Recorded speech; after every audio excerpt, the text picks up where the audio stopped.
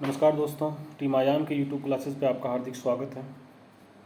Indian polity पढ़ना शुरू कर चुके हैं हम। एक क्लास हो चुकी है। पिछले लेक्चर में हमने संविधान सभा को पढ़ा था। संविधान सभा के बारे में हमने पिछली क्लास में पढ़ना शुरू किया था। पिछली क्लास में हमने देखा कि संविधान सभा का किस प्रकार से गठन हुआ, उसकी पृष्ठभूमि क्या रही, किस तरीके से संविधान सभा के बारे में एक पृष्ठभूमि क्रिएट हुई और फिर उसका गठन हुआ। कैबिनेट मिशन योजना के तहत हमने देखा कि संविधान सभा का गठन हुआ। अब आगे की ओर चलते हैं। कैबिनेट मिशन योजना ने जब संविधान सभा का गठन कर दिया तो उसके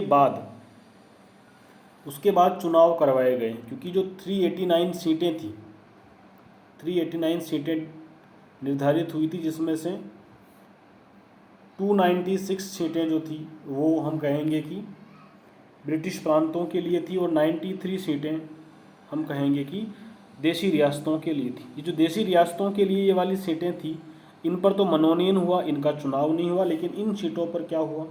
चुनाव हुआ।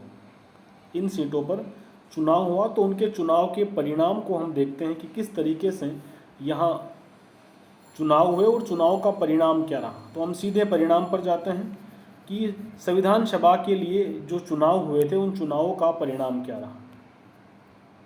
चुनावों का परिणाम क्या रहा? तो परिणाम के बारे में आपसे पूछा जा सकता है कि संविधान सभा के लिए हुए चुनाव में कांग्रेस को कितनी सीटें मिली या बहुमत प्राप्त करने वाला दल कौन सा था, ये सब पूछा जा सकता है। चुनाव कब हुए थे? ये 1946 में ही हुए थे।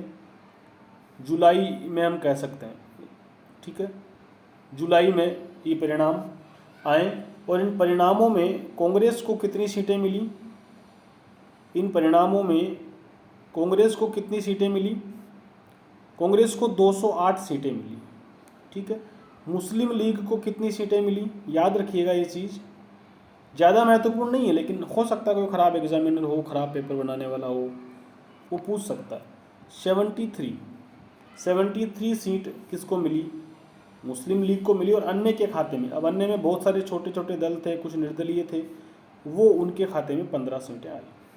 ये हमारी संविधान सभा के जो चुनाव हुए थे उन चुनावों का परिणाम है। ये संविधान सभा के लिए जो चुनाव हुए थे उन चुनावों का परिणाम क्या है? कांग्रेस 208 सीटें जीती, मुस्लिम लीग 73 जीती और अन्य को मिली कुल मिलाकर 15 सीटें। कुछ ज़्यादा विशेष नहीं है, आप आसानी से याद रखेंगे। आगे चलते हैं। अब ये जब चुनाव कंप्लीट हो गए, अब क्या होगा? अब इनकी पहली बैठक होगी। भाई जीतने के बाद अपने उस भवन में जाएंगे ना, जैसे अभी हमारे चुनाव होते हैं तो हमारे एमएलए होते हैं जो जीतने के बाद विधानसभा जाते हैं, हमारे जो सांसद होते हैं, एमपी होते हैं, वो जीतने के बाद संसद में जाते हैं, लोकसभा में जाते हैं। उसी तरीके से जब संविधान सभा के चुनाव संपन्न हुए तो इन चुनावों के बाद जो लोग जीते, जो कैंडिडेट जीत करके आए, वो भी यहाँ पर गए थे, वो भी इसमें हिस्सा बने, तो उनकी एक बैठक हुई थी। तो हम कह सकते हैं कि पहली बैठक, संविधान सभा की पहली बैठक, अब इसकी कार्यप्रणाली शुरू होगी। संविधान सभा की अब कार्यप्रणाली, जीत कर तो आ गए, ठीक है, जीत कर तो आ गए, तो संविधान सभा की कार्यप्रणाली आप लिखेंगे। संविधान सभा की कार्यप्रणाली में आप क्या लिखेंगे? पहली बैठक कब हुई? पहली बैठक की आपको तारीख याद रखनी है।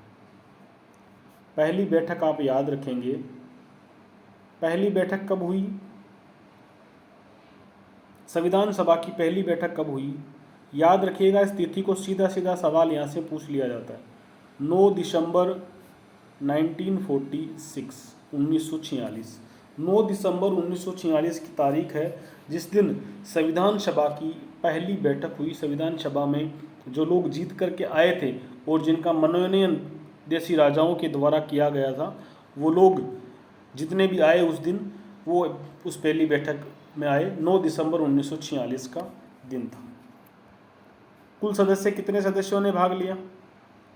कितने सदस्यों ने भाग लिया? 211। याद रखिएगा, देखो 389 कुल है, लेकिन सभी के सभी नहीं आए उस दिन। देशी राजाओं ने तो अपना, अब किसी राजा ने भेज दिया, किसी राजा ने अभी मनोनयन नहीं किया, किसी राजा का भारत में रहने का प्लान नहीं था, कोई अभी मंथन कर रहे थे कि शामिल हो चाहे नहीं, बहुत सारी चीज़ें थी। तो कुल मिलाकर 211 लोगों ने भाग लिया। इस पहली बैठक में पूरे लोग जीत करके नहीं आए, जो भी जीत के आए थे सारे के सारे बैठक में हिस्सा नहीं लिए। क्यों? क्योंकि मुस्लिम लीग ने बैठक का बहिष्कार किया था। मुस्लिम लीग को अपनी आशा के अनुरूप जीत नहीं मिली, इसलिए मुस्लिम लीग ने बैठक का बहिष्कार किया था और मुस्लिम लीग के सदस्य इसमें शामिल नहीं हुए थे। मुस्लिम लीग ने बैठक का बहिष्कार किया। मुस्लिम लीग ने बैठक का बहिष्कार किया, इस बात को याद रखिएगा। मुस्लिम लीग ने पहली बैठक का बहिष्कार किया था।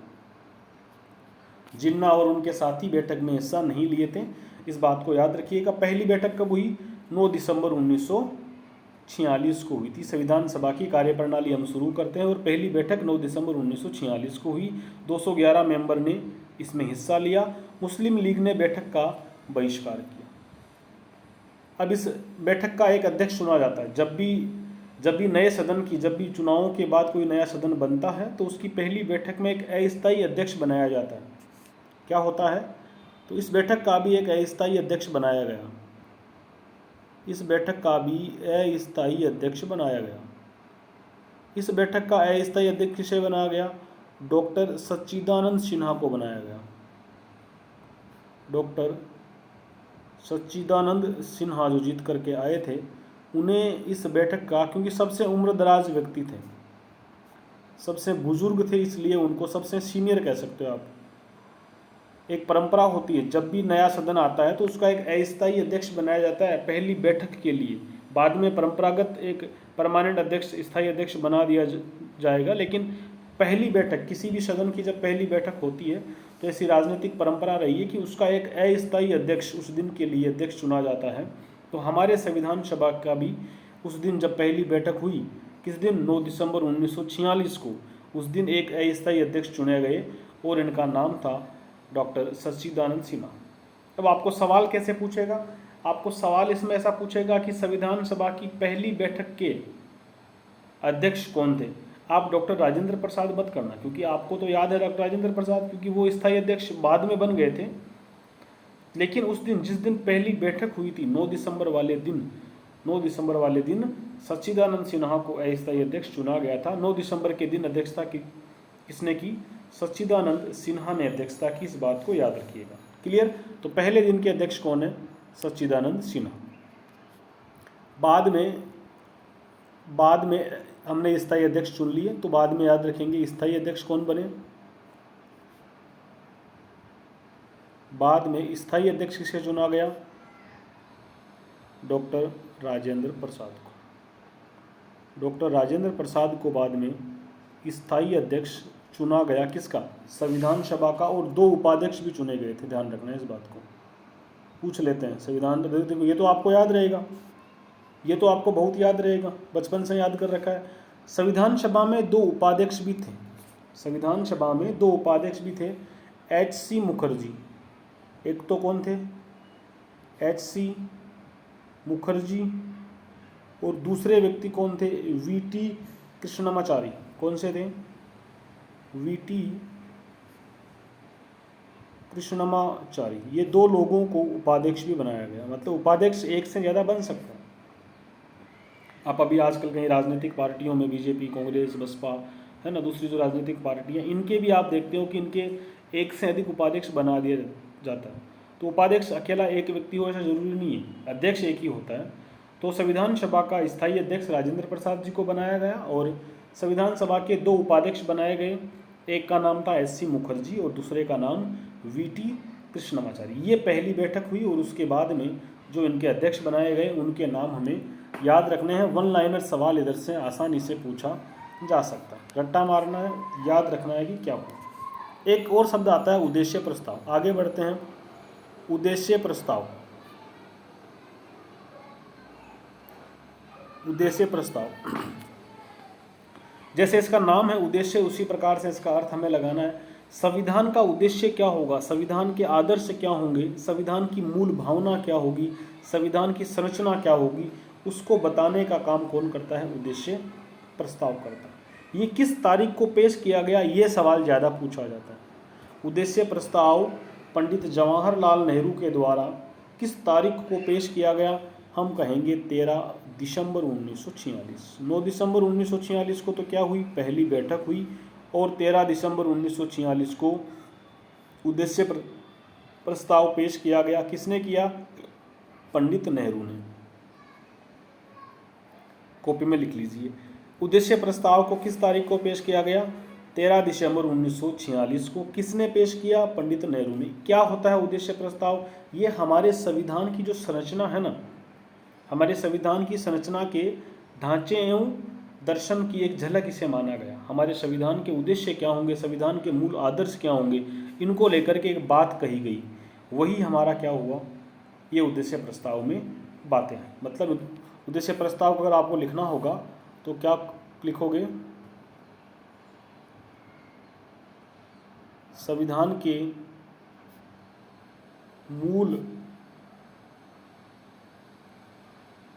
आदर्शों का ढांचा प्रस्तुत किया, कि भाई हमारा संविधान मोटे मोटे तौर पर क्या कहने जा रहा है, क्या किस प्रकार की हमारी भावनाएं होंगी, वो इसके अंदर हमने इस उद्देश्य प्रस्ताव से रखी। ठीक है, तो उद्देश्य प्रस्ताव की 2 तारीखें आपको याद करनी है, एक तो किस दिन प्रस्तुत किया गया और एक किस दिन इसे स्वीकार किया गया। उद्देश्य प्रस्ताव को स्वीकार किस दिन किया गया, इस तारीख को भी आप याद रखिए। तारीख होगी 22 जनवरी 1947।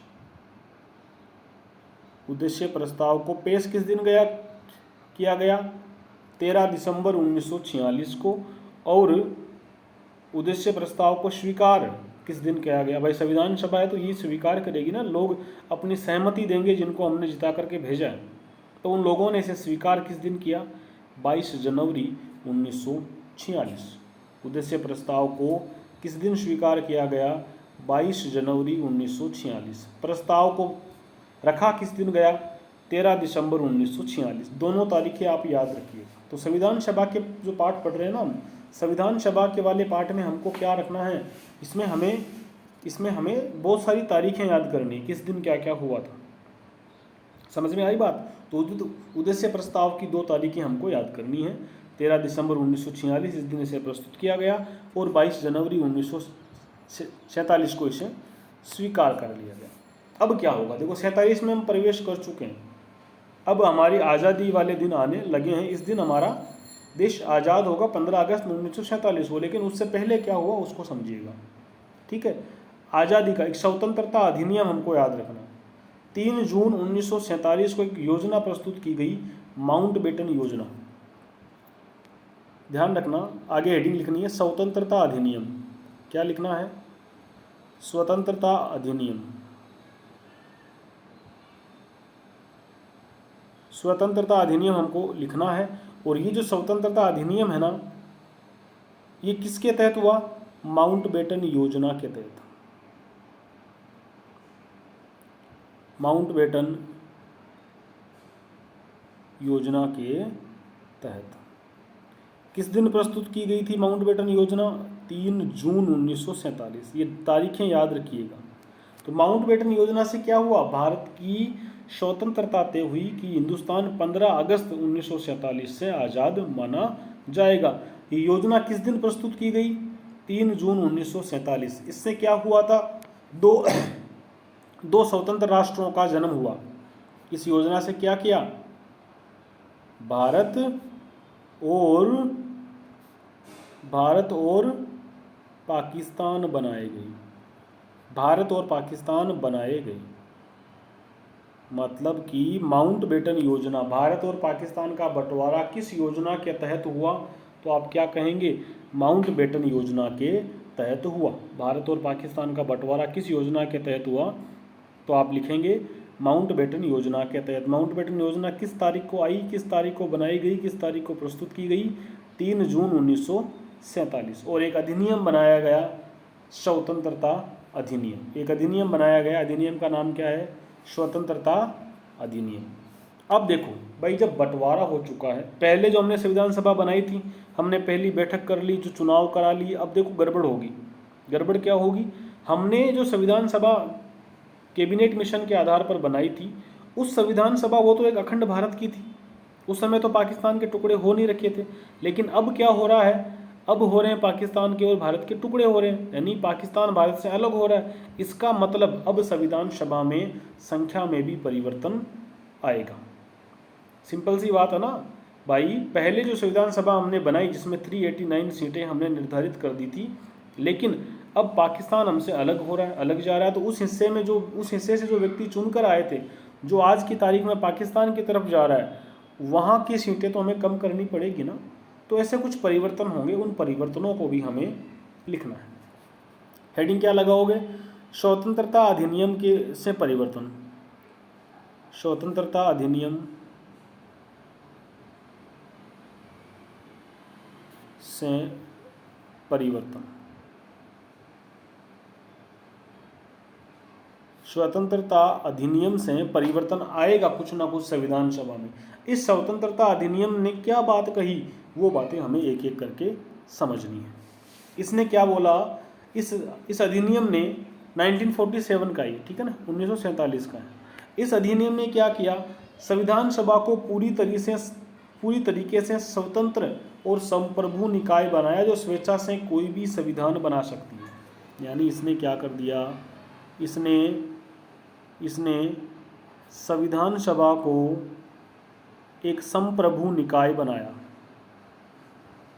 संप्रभु निकाय इसने बना दिया। किसको? संविधान सभा को इसने क्या बना दिया? एक स्वतंत्र और संप्रभु निकाय बना दिया। यानी कि ये संविधान सभा अब किसी भी प्रकार का संविधान बना सकती है। अंग्रेजों का इस पर बिल्कुल भी कंट्रोल अब नहीं होगा, इस बात को याद रखें। पहली चीज़, कोई खास परिवर्तन नहीं है, सिंपल सी बात है भाई।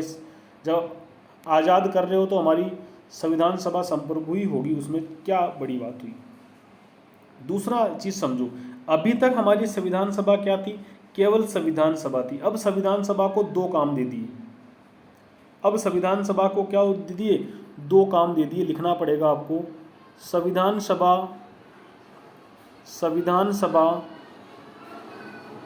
अब संसद भी बन गई। संसद भी बन गई। यानी कि जो संविधान सभा है ना, इसको विधायिका, संसद की जगह आप दूसरा शब्द क्या काम में ले सकते हो? विधायिका। यानी संविधान सभा को अब दो काम दे दिए। एक काम तो कौन सा है? भारत का संविधान बनाना। और दूसरा काम क्या है? क्योंकि भारत आज़ाद होने वाला है 15 अगस्त 1947 से, इस दिन से फिर संविधान सभा क्या हो जाएगी? संविधान सभा एक तरह से विधायिका का भी काम करेगी, यानी कि सरकार की तरह भी काम करेगी। हम इसको प्रधानमंत्री इन्हीं में से चुनेंगे और यही लोग अब कानून भी लागू करवाएंगे, कानून का निर्माण भी करेंगे।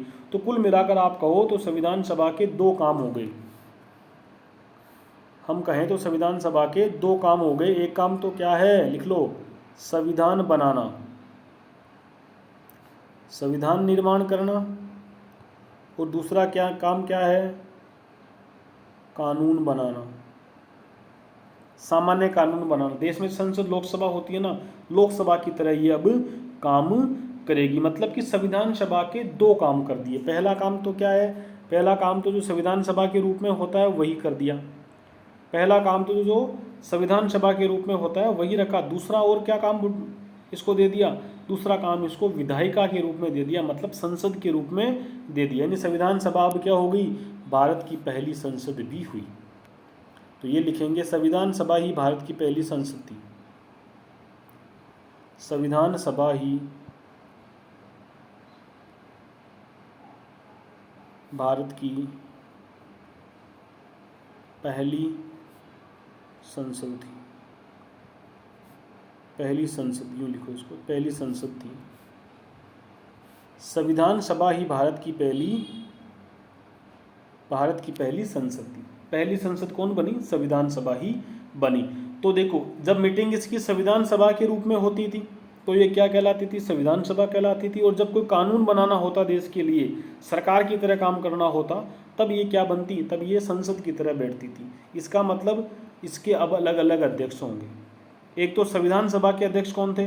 डॉक्टर राजेंद्र प्रसाद। अब बन गई संसद, तो पहली लोकसभा भी यही हुई ना, पहली लोकसभा भी यही हुई ना।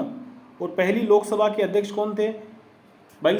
देखो, संविधान सभा थी ना, देखो यहाँ से बात समझना। संविधान सभा है, तो इसके अध्यक्ष कौन है? राजेंद्र प्रसाद है। कौन है? राजेंद्र प्रसाद है। ठीक है। और जब ये लोकसभा के रूप में बैठ रही है, लोकसभा मतलब विधायिका के रूप में या आप कह लो संसद के रूप में, तो लोकसभा का भी अध्यक्ष होता है ना। तो भारत के प्रथम लोकसभा अध्यक्ष कौन बने? जीवी मावलंकर, गणेश वासुदेव मावलंकर। जीवी मावलंकर भारत की पहली लोकसभा के अध्यक्ष थे। और पहली लोकसभा कौन थी? हमारी संविधान सभा के सदस्यों को ही पहली लोकसभा का अध्यक्ष, पहली लोकसभा बनाया गया। उसके अध्यक्ष अलग अलग थे।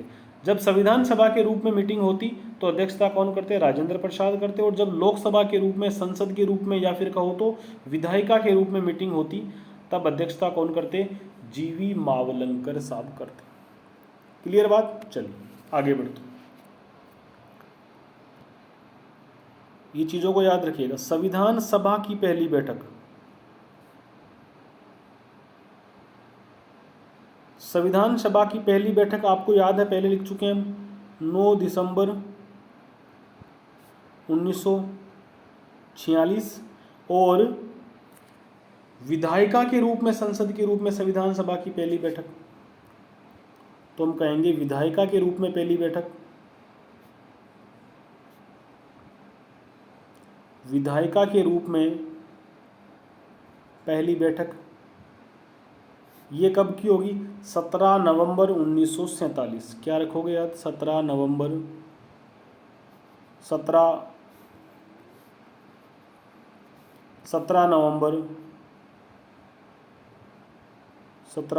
1947। ये क्या है? ये जब संसद के रूप में, लोकसभा के रूप में जब बैठेगी हमारी संविधान सभा, तब उसकी पहली बैठक कब हुई? याद रखिएगा, ये दोनों तारीखें याद रखो। देखो सीधा सिंपल पूछ ले कि संविधान सभा की पहली बैठक कब हुई, तो आप बताओगे नो डाउट 9 दिसंबर 1946। और अगर पूछे कि विधायिका के रूप में, संसद के रूप में हमारी पहली बैठक कब हुई, तो हम बताएंगे 17 नवंबर 1947। तो दोनों ही रूपों में हमारी संविधान सभा काम करती रही, इस बात को आप याद रखिएगा। आगे बढ़ते हैं। ये एक तो ये परिवर्तन हुआ है ना। संविधान सभा के पहले काम क्या था? पहले एक ही काम था। अब इस स्वतंत्रता अधिनियम ने अब कितने काम कर दिए? 2 काम कर दिए। ठीक है। और क्या हुआ? अब सीटों में भी परिवर्तन मेरे भाई साहब होगा। तीसरा परिवर्तन अगर आपसे बताएं तो क्या होगा? सीटों में परिवर्तन होगा।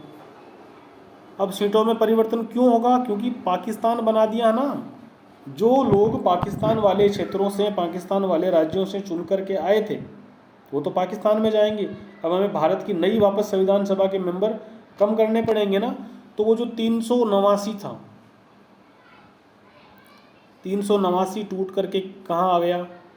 389 टूट करके कहाँ, कितने पे आ गया? 299 पे आ गया। 389 टूट करके कितने पे आ गया? 299 पर आ गया। और इस 299 में अगर हम टुकड़े करें तो कितने हो जाएंगे? 229 और 70। यानी कि 229 तो क्या थे? ये जो ब्रिटिश प्रांत वाले थे ना, वहाँ से अब 229 हो गए। पहले कितने थे? पहले यहाँ से कितने थे? 296 थे, लेकिन वो कट गए। और पहले यहाँ 93 थे, अब क्या हो गए? वो भी कट गए। कितने बचे? 70। समझ में आई बात? तो आप ये कहेंगे कि स्वतंत्रता अधिनियम के बाद संविधान सभा की सदस्य संख्या में निम्नलिखित में से क्या परिवर्तन हुआ? तो आप बताएंगे कुल सीटों की संख्या जो पहले 389 थी, 389 थी, वो कितनी हो गई? 299 हो गई। और जो 296 पहले सीटें थी किसकी? ब्रिटिश प्रांतों की, वो कितनी होगी? 229। और पहले जो 93 सीटें देशी रियासतों की थी, वो कितनी हो गई? 70। मैं समझता हूँ आपको ये बात समझ में आ रही होगी। ठीक है। ये चीज़ जो हमने कल लिखी थी ना, कल जहाँ लिखी थी वो सीटें अब टूटी है, कम हुई है, कम हो गई वो सीटें। कम क्यों हो गई? क्योंकि भारत और पाकिस्तान के 2 अलग अलग हिस्से हो गए। और अलग अलग हिस्सा होने के कारण अब जो है इनकी सीटों में अब क्या हो गई? कमी हो गई। भारत वाले हिस्से में सीटें पहले की तुलना में अब कम हो गई है। कारण क्या है? अलग पाकिस्तान का निर्माण हो गया। ठीक है। चलो, ये परिवर्तन विशेष रूप से हुए। अब समझते हैं अब हमें क्या करना है, अब हमें कुछ तारीखें और याद करनी है, 3-4 तारीखें आपको याद रखनी है, वहाँ से भी सवाल आ सकता है। ठीक है, 22 जुलाई की तारीख आपको याद करनी है, 22 जुलाई। ये सभी तारीखें एक जगह लिख लेना आप, जब क्लास ख़त्म हो तो उसके बाद। 22 जुलाई 1947 को, 22 जुलाई 1947 को हमने क्या किया, राष्ट्रीय ध्वज अपनाया, राष्ट्रीय ध्वज को अपनाया। 22 जुलाई 1947 को हमने राष्ट्रीय झंडे को अपनाया। कौन सा हमारा झंडा? तिरंगा है। तो राष्ट्रीय ध्वज को किस तारीख को अपनाया गया? 22 जुलाई 1947 को। इसके बाद और 3 तारीखें आपको याद करनी है। 24 जनवरी 1950, 24 जनवरी 1950, तीनों सेम ही डे हैं। 24 जनवरी 1950, 24 जनवरी 1950, 24 जनवरी 1950, 24 जनवरी 1950। 3 काम इसी दिन किए गए थे। एक तो राष्ट्रगान को अपनाया, एक राष्ट्र गीत को अपनाया, जनगण मन और वंदे मातरम दोनों को अपनाया गया। तारीख क्या थी? 24 जनवरी 1950। और इसी 24 जनवरी 1950 को डॉक्टर राजेंद्र प्रसाद को राष्ट्रपति बनाया गया। क्या बनाया गया? राष्ट्रपति बनाया गया। 24 जनवरी 1950 को भारत का प्रथम राष्ट्रपति किसे बनाया गया? डॉक्टर राजेंद्र प्रसाद को। तो पूछ लेगा आपसे, डॉक्टर राजेंद्र प्रसाद को भारत का प्रथम राष्ट्रपति किस तारीख के रूप में चुना, किस तारीख को चुना गया? 24 जनवरी 1950 को चुना गया। ध्यान रखिएगा। और ध्यान रखना, इसी 24 जनवरी 1950 को संविधान सभा की अंतिम बैठक मानी जाती है। इसी 24 जनवरी 1950 को, इसी 24 जनवरी 1950 को क्या कहेंगे हम? संविधान सभा की अंतिम बैठक मानी जाती है। संविधान सभा की अंतिम बैठक किस तारीख को है? 24 जनवरी 1950। तो 24 जनवरी 1950 के बहुत सारे सवाल हमें याद करने हैं। 24 जनवरी 1950 क्या हुई? राष्ट्रगान को शामिल कर लिया गया, राष्ट्रगीत को माना गया। 24 जनवरी 1950 को राजेंद्र प्रसाद जी को राष्ट्रपति बनाया गया और 24 जनवरी 1950 को संविधान सभा की अंतिम बैठक हुई। इस बात को हम याद रखेंगे। इस तरीके से हम कहें कि संविधान निर्माण में कितना टाइम लग गया? 2 वर्ष 11 माह और 18 दिन, ये संविधान निर्माण में कुल समय लगा। संविधान निर्माण में कुल समय लगा, कुल समय लग गया हमको। कितना समय लगा? कुल कितना समय लगा? 2 वर्ष 11 माह 18 दिन, ये हमें संविधान निर्माण में कुल समय हमको लगा। ठीक है। एक और चीज़ हमको समझनी है, एक और चीज़ हमको समझनी है कि ये 24 जनवरी 1950 है ना, ये अंतिम बैठक का दिन है, लेकिन संविधान लागू किस दिन से हुआ था? 26 जनवरी 1950। इस बात को थोड़ा याद रखिएगा। ठीक है, 26 जनवरी 1950 को लागू हुआ था। संविधान को हमने पारित कब किया था? संविधान को ये हम रखेंगे 26 नवंबर 1949 को। ये आगे पढ़ेंगे चीज़ों को, फिलहाल अपन यहाँ तक पहुँचे हैं। इसके बाद अगर हम देखें तो इसके बाद हमें समझना है कि संविधान की कुछ समितियाँ थी। संविधान सभा में कुछ समितियाँ बनती हैं। आप देखते हो ना, आपके गांव, आपकी जो ग्राम पंचायत है उसमें भी कुछ समितियाँ बनी हुई है गांव में, आपकी जो नगर पालिका है उसमें भी समितियाँ बनी हुई है। तो प्रत्येक सभा में कुछ अलग अलग समितियाँ बनती है। आपको उन समितियों को भी याद करना है, उन समितियों को भी याद करना है। संविधान सभा की समितियाँ, हेडिंग क्या लगाएंगे? संविधान सभा की समितियाँ। संविधान सभा की समितियाँ, इन समितियों को भी आपको याद करना है। यहाँ से भी सीधा सीधा सवाल पूछा जाता है, मिलान करने वाले सवाल इधर से ज़्यादा पूछे जाएंगे। जो बड़ी समितियाँ हैं पहले उनको हम करते हैं। याद रखिएगा, संघ शक्ति समिति, संघ शक्ति समिति। संघ शक्ति समिति, संघ शक्ति समिति किसने, कौन था उसके अध्यक्ष? जवाहरलाल नेहरू। संघ शक्ति समिति के हेड कौन थे? जवाहरलाल नेहरू। संघीय संविधान समिति,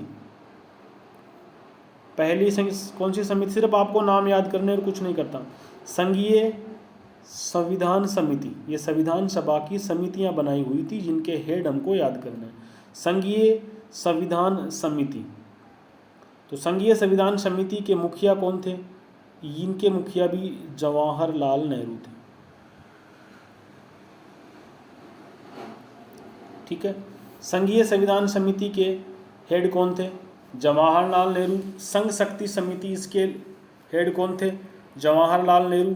राज्यों के लिए समिति बनी थी, राज्यों से समझौता करने वाली समिति। एक और समिति हमको याद करनी है, राज्यों से समझौता करने वाली समिति। राज्यों से समझौता करने वाली समिति, इस समिति का हेड कौन थे? इसके हेड भी जवाहरलाल नेहरू थे। तो आपको बात समझ में आई कि संविधान सभा में 3 बड़ी समितियों के अध्यक्ष कौन थे? पंडित जवाहरलाल नेहरू थे। तो तीनों को आपको याद रखना है, संघ शक्ति समिति, संघीय संविधान समिति और राज्यों से समझौता करने वाली समिति। इन तीनों समितियों के हेड कौन थे? पंडित जवाहरलाल नेहरू। ठीक है, इसके बाद आगे बढ़ते हैं। प्रांतीय संविधान समिति, कौन सी समिति? संघीय संविधान समिति के अध्यक्ष कौन थे? जवाहरलाल नेहरू थे। और प्रांतीय संविधान समिति के अध्यक्ष कौन थे? पटेल थे। प्रांत से पै याद कर लेना, तुक्का बन जाएगा।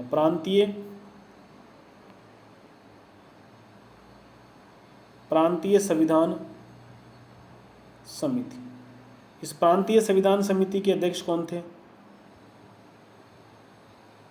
सरदार पटेल। कौन थे प्रांतीय संविधान समिति के अध्यक्ष? कौन थे? सरदार पटेल। एक मौलिक अधिकारों पर भी समिति बनी थी, मौलिक अधिकारों पर, अल्पसंख्यकों के लिए और जनजाति बहिष्कृत क्षेत्रों के लिए एक सलाहकार समिति बनी थी जिसे परामर्शदाता समिति भी कहते हैं। उस समिति के हेड भी कौन थे? सरदार पटेल थे। तो सरदार पटेल 2 समितियों के हेड रहे थे। क्या लिखेंगे? मौलिक अधिकारों,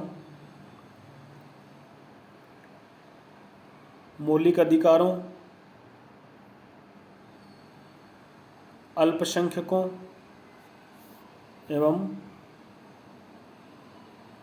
जनजातियों के लिए समिति जो बनी थी, उस समिति के हेड कौन थे? सरदार पटेल। यानी कि मौलिक अधिकारों पर, अल्पसंख्यकों के लिए और जनजातियों के लिए जो समिति बनी थी, उस समिति के हेड कौन थे? सरदार पटेल साहब थे। याद रखिएगा, सरदार पटेल उस समिति के हेड रहे थे। याद हुआ आपको? इसके बाद आगे चलते हैं। प्रारूप समिति 5 नंबर पर देख लेते हैं। प्रारूप समिति जो है उसके हेड कौन थे? सबसे महत्वपूर्ण समिति थी, पूरी संविधान सभा की सबसे महत्वपूर्ण समिति कौन सी थी? प्रारूप समिति। इस प्रारूप समिति के हेड कौन थे? Baba Saheb doctor Ambedkar, doctor B.R. Bhimrao Ambedkar, doctor B.R. Ambedkar. आप सब जानते हो इनका पूरा नाम, इनके बारे में। तो प्रारूप समिति के अध्यक्ष कौन थे? Doctor B.R. अंबेडकर। ये हमारी समितियां हम पढ़ रहे हैं, क्लियर बात। फिर हम कहेंगे कि नियम समिति, प्रक्रिया और नियम समिति, प्रक्रिया नियम समिति, इसके अध्यक्ष कौन थे? प्रक्रिया नियम समिति, प्रक्रिया नियम समिति के अध्यक्ष कौन थे? तो आपको याद करना है राजेंद्र प्रसाद, डॉक्टर राजेंद्र प्रसाद प्रक्रिया नियम समिति के अध्यक्ष थे। प्रक्रिया और नियम समिति के अध्यक्ष कौन थे? डॉक्टर राजेंद्र प्रसाद थे। प्रक्रिया और नियम समिति के अध्यक्ष कौन थे? डॉक्टर राजेंद्र प्रसाद। और हमसे पूछें कि एक और समिति आपकी हो सकती है संचालन समिति। संचालन समिति के हेड कौन थे? कितनी होगी? 8 होनी चाहिए ना, कितनी होगी ये? देखिए 1 2 3, ये यहाँ पर 4 है ना, चौथी है, ये 5वीं है। ठीक है, ये 6ठी हो गई और ये 7वीं हो गई। चलिए, फिर आपसे पूछे कि संचालन समिति के अध्यक्ष भी कौन थे? डॉक्टर राजेंद्र प्रसाद थे। संचालन समिति के अध्यक्ष भी कौन थे? संचालन समिति के अध्यक्ष भी आप बताएंगे राजेंद्र प्रसाद साहब थे, डॉक्टर राजेंद्र प्रसाद थे। ठीक है, ये हमें याद रखनी है। अब कुछ उप समितियाँ भी थी। देखो, इन समितियों से, बड़ी समितियों से सवाल बहुत बार पूछा गया है। अब हो सकता है आरपीएससी आपसे क्या करे, जो उप समितियाँ बनी थी उन उप समितियों से भी सवाल पूछ ले। हमें छोड़ना नहीं है, जो चीज़ आप छोड़ करके जाते हैं वही एग्जाम में आ जाती है। तो ध्यान रखेंगे, कुछ उप समितियाँ थी। इन बड़ी समितियों में भी क्या थी, जब काम ज़्यादा था तो इनकी उप समितियाँ बनाई गई थी। हमें उन्हें भी नहीं छोड़ना है। छोटे एग्जाम में तो छोड़ सकते हो, लेकिन बड़े और महत्वपूर्ण एग्जाम में उप समितियाँ भी हमें कर लेनी है। पहली उप समिति कौन सी है? मौलिक अधिकार उप समिति। मौलिक अधिकार पर उप समिति। मौलिक अधिकार उप समिति के अध्यक्ष कौन थे? जेबी कृपलानी। क्या नाम था? जेबी कृपलानी। ध्यान रखना, कई लोग जेबी कृपलानी जी को झंडा समिति का अध्यक्ष बता देते हैं। पता नहीं ये राजस्थान में ये शिगुफा किसने छोड़ा था, मुझे नहीं पता, लेकिन बहुत सारे नोट्स में आपको जेबी कृपलानी को झंडा समिति का अध्यक्ष बताया जाता है। लेकिन जेबी कृपलानी के जीवन में ऐसा कोई उल्लेख हमें झंडा समिति का तो नहीं मिलता। लेकिन हाँ, मौलिक अधिकार उप समिति के वो अध्यक्ष जरूर थे। ये कौन सी, ये जो उप समितियाँ बनी है ना, ये पटेल साहब के नेतृत्व में थी ना, जो मौलिक अधिकार अल्पसंख्यकों के लिए, बहिष्कृत क्षेत्रों के लोगों के लिए, उनके लिए जो समिति बनी थी, अल्पसंख्यकों के लिए मौलिक अधिकारों वाली उप समिति, उस समिति के अंतर्गत ये उप समितियाँ बनी हैं। इनके हम अध्यक्ष देख रहे हैं। तो मौलिक अधिकार उप समिति के अध्यक्ष कौन है? जेबी कृपलानी। अगर ये पूछ ले कि मौलिक अधिकार समिति के अध्यक्ष कौन है, तो सरदार पटेल याद करोगे। ठीक है, एक और समिति है इसी के अंदर, अल्पसंख्यक उप समिति है, यानी अल्पसंख्यकों के लिए उप समिति है। अल्पसंख्यक उप समिति है। इसके अध्यक्ष कौन है? एच.सी. मुखर्जी। इसके अध्यक्ष कौन है? एच.सी. मुखर्जी साहब इसके अध्यक्ष। ठीक है, और हमको याद रखनी है, एक और उप समिति बनी हुई है, उत्तरी पूर्वी सीमांत जनजातीय क्षेत्र असम को छोड़कर तथा आंशिक रूप से छोड़े गए क्षेत्र के लिए उप समिति बनी थी। मतलब उत्तरी पूर्वी सीमांत क्षेत्र के लिए एक उप समिति बनी थी। 3 नंबर लगा के इसको याद कर लो। उत्तरी पूर्वी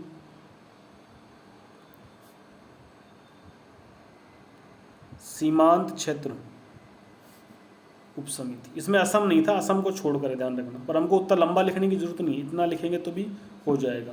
गोपीनाथ बारदोलोई कौन है इसके? उत्तरी पूर्वी सीमांत, उत्तरी पश्चिमी मत करना, उत्तरी पूर्वी, नॉर्थ ईस्ट वाला पार्ट है। गोपीनाथ बारदोलोई किसके हैं? उत्तरी पूर्वी सीमांत क्षेत्र की उप समिति जो बनाई गई थी उसके हेड कौन थे? गोपीनाथ बारदोलोई। ठीक है, फिर कुछ छोड़े गए क्षेत्रों की और समिति थी। एक और समिति थी जो छोड़े गए, आंशिक रूप से छोड़े गए क्षेत्रों के लिए, असम को छोड़कर इसमें भी। ठीक है, छोड़े गए क्षेत्रों की, कुछ क्षेत्र छोड़ दिए गए थे असम को छोड़कर, असम अभी भी इसमें नहीं है, तो कुछ छोड़े गए क्षेत्रों पर भी एक समिति बनी थी। उसके अध्यक्ष कौन थे? ए.वी. ठक्कर। फॉर्मेलिटी के लिए नाम याद करना, यहाँ से शायद नहीं पूछेगा, लेकिन हमें रिस्क नहीं लेनी। ए.वी. ठक्कर साहब छोड़े गए क्षेत्रों की समिति के अध्यक्ष थे। ठीक है, ये चीज़ें हमें याद करनी है। ये क्या है, उप समितियाँ हैं। इसके बाद कुछ छोटी समितियाँ भी हमें याद करनी है, कुछ छोटी समितियों को भी हमें याद करना है, कुछ छोटी समितियाँ भी हमें याद रखनी पड़ेगी। तो छोटी समितियाँ लिख करके हेडिंग लगाइए, छोटी समितियाँ। इन समितियों से भी सवाल पूछ लिए जाते हैं। ठीक है, छोटी समितियाँ कौन कौन सी है? वित्त एवं कर्मचारी समिति, वित्त एवं कर्मचारी समिति। ये जो वित्त और कर्मचारी समिति है, इसके अध्यक्ष कौन है? राजेंद्र प्रसाद है। वित्त और कर्मचारी समिति के अध्यक्ष कौन है? राजेंद्र प्रसाद है। ठीक है, फिर आपको कार्य संचालन समिति मिलेगी। एक संचालन समिति थी, उसके तो राजेंद्र प्रसाद है। कार्य संचालन समिति और बनाई थी छोटी सी एक, कार्य संचालन समिति, इसके के.एम. मुंशी जी को रखना। कौन है? के.एम. मुंशी। क्या नाम रखा? कार्य संचालन समिति। तो कार्य संचालन समिति के अध्यक्ष कौन? के.एम. मुंशी। ठीक है, एक और याद करनी है, राष्ट्र ध्वज संबंधी,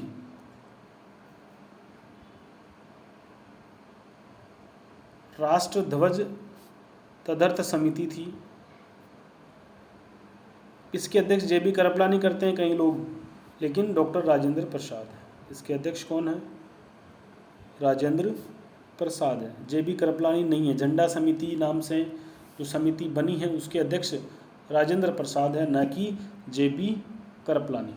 ठीक है, फिर अगर आपको पूछे कि सर्वोच्च न्यायालय के लिए एक समिति बनी थी, उसके अध्यक्ष कौन है? एस वरदाचारी।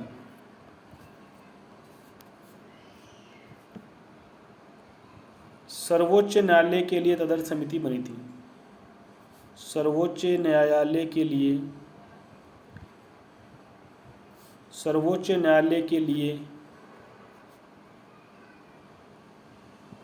तदर्थ समिति बनी थी। इसके हेड कौन है? एस वरदाचारी। इसके हेड कौन है? एस वरदाचारी। हमको याद रखना है किसके? सर्वोच्च न्यायालय के लिए एक समिति बनी थी, इसके हेड कौन है? एस वरदाचारी। मुख्य जो आयुक्त प्रांत हैं, इनके लिए समिति बनी थी बी पट्टाभी सीतारमैया। आपको याद करना है, क्या नाम याद रखेंगे? आयुक्त प्रांतों के लिए, मैं नंबरिंग बोल रहा हूं, आप याद रख लें। आयुक्त प्रांतों की समिति, आयुक्त प्रांतों के लिए समिति जो बनी थी, आयुक्त प्रांतों के लिए जो समिति बनी थी, आयुक्त प्रांतों के लिए समिति बनी थी, उसके हेड कौन है? B Pattabhi Sitaramayya. B Pattabhi Sitaramayya. B Pattabhi Sitaramayya किसके थे? ये आयुक्त प्रांतों के लिए जो समिति बनी थी, उसके लिए अध्यक्ष थे। ठीक है, सर्वोच्च न्यायालय की हमने याद कर ली, हमने झंडा समिति भी देख ली। एक मीडिया समिति जो मीडिया के लिए बनी थी, उषानाथ सेन समिति हमको याद करनी है। क्या करना है? मीडिया के लिए समिति बनी थी, प्रेस दीर्घा समिति, उसका हेड कौन था? उषानाथ सेन। लिख लेते हैं, कई बार पूछ लेता है बड़े पेपर में। प्रेस दीर्घा समिति, क्या नाम है समिति का? प्रेस दीर्घा समिति। प्रेस दीर्घा समिति के हेड कौन है? उषानाथ सेन। क्या नाम है? उषानाथ सेन प्रेस दीर्घा समिति के हेड रहे थे। ठीक है, नागरिकता पर एक समिति बनी थी,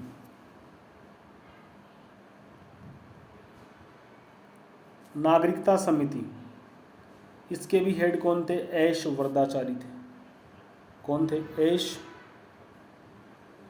वरदाचारी को इसका हेड बनाया गया। ये हमारे संविधान की कुछ विशेष समितियां थी, इन्हें आपको इनके अध्यक्ष के नाम के साथ याद कर लेना। इन समितियों को आप इनके अध्यक्ष के नाम के साथ में याद करेंगे, इनके अध्यक्ष के नाम के साथ में याद करेंगे। कुछ चीज़ें और बची है, कुछ ज़्यादा नहीं है, थोड़ी सी चीज़ें हैं, लेकिन उनको हम अगली क्लास में करेंगे। उसी के साथ में अगली क्लास में हम वो सवाल भी लेकर के आएंगे जो पुराने पेपर्स में यहाँ से पूछे गए, संविधान सभा वाले पार्ट से पूछे गए हैं। उनको हम अगली क्लास में एडजस्ट करेंगे, क्योंकि अभी उन अगर सवालों को लगाएंगे तो वो बहुत लंबा वीडियो 1.5-2 घंटे के आसपास पहुंच जाएगा। इसलिए मैं चाहूँगा कि कल आधे घंटे के आसपास एक वीडियो बनेगा, अगली क्लास का जो वीडियो बनेगा आधे घंटे के आसपास, उसमें हम यहाँ पुराने सवाल भी करेंगे और संविधान सभा के बारे में थोड़े से फैक्ट और बचे हैं, थोड़ी सी जानकारियाँ और बची हैं, उनको भी कंप्लीट करेंगे। आज की क्लास में आपने क्या देखा, संविधान सभा की कुछ तारीखें हमने पढ़ी, किस तारीख को पहली बैठक हुई, संविधान सभा की कौन सी तारीखें महत्वपूर्ण है, इसकी कौन सी समितियां महत्वपूर्ण है, ये सब चीज़ें आपको याद रखनी है, चीज़ों को रिपीट करते जाइए। ऑल द बेस्ट, मेरी ओर से बहुत बहुत शुभकामनाएं। मिलते हैं अगली क्लास में।